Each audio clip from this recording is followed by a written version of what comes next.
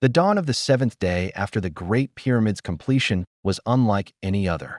As the first rays of sunlight kissed the desert sands, the old priest, Ankhotep, made his way to the base of the monumental structure. He was a man who had seen the reigns of pharaohs come and go, his face a map of wisdom etched by time. He reached out a trembling hand and placed his palm flat against the massive limestone block.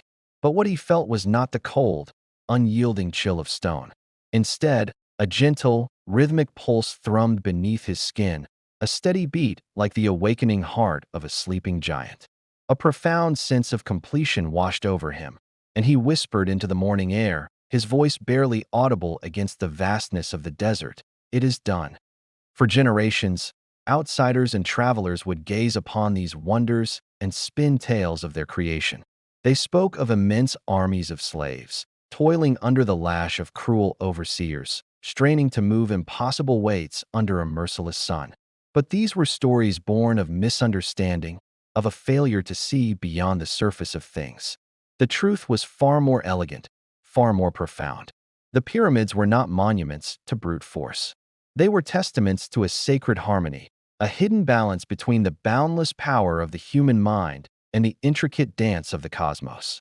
The builders, the architects, the priests, they were custodians of a secret knowledge, a wisdom passed down through hushed tones in torchlit chambers. They knew its name, the language of stone.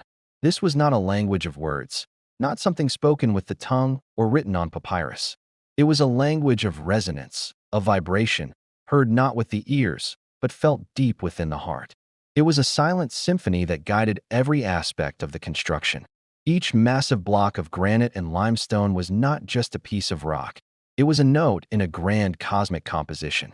Every stone had its precise timing, its moment of placement.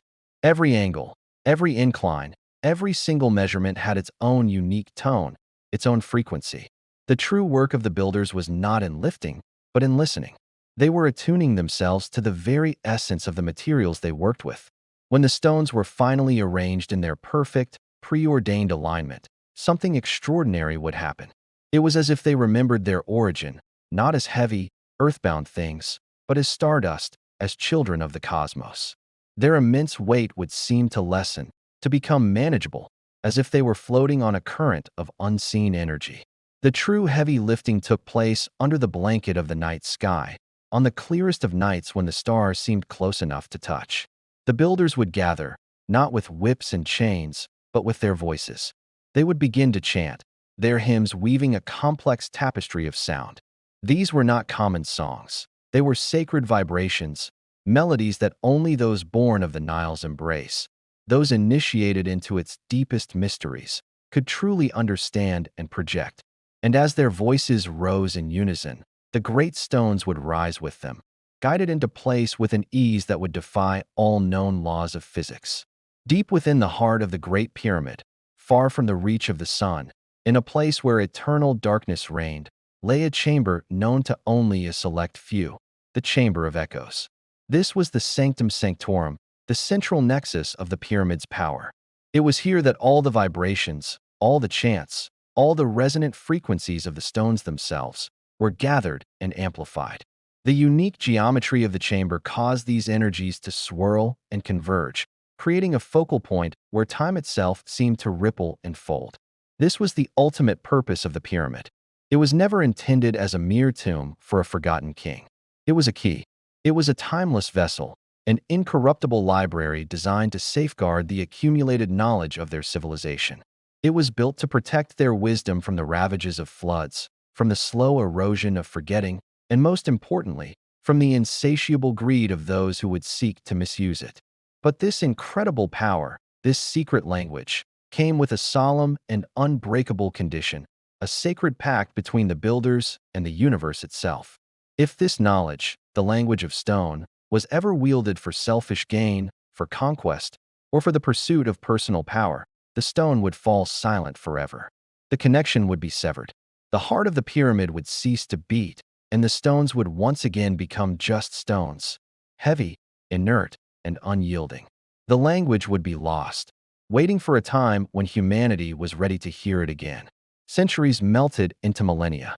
Dynasties rose and crumbled to dust.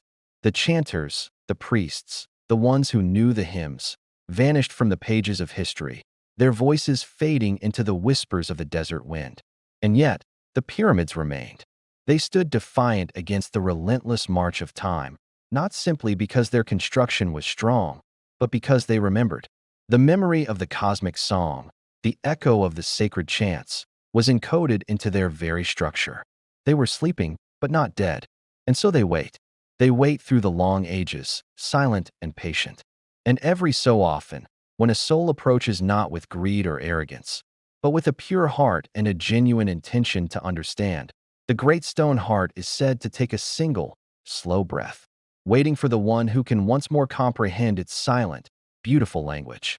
Thank you for joining us on this journey into the mysteries of the past.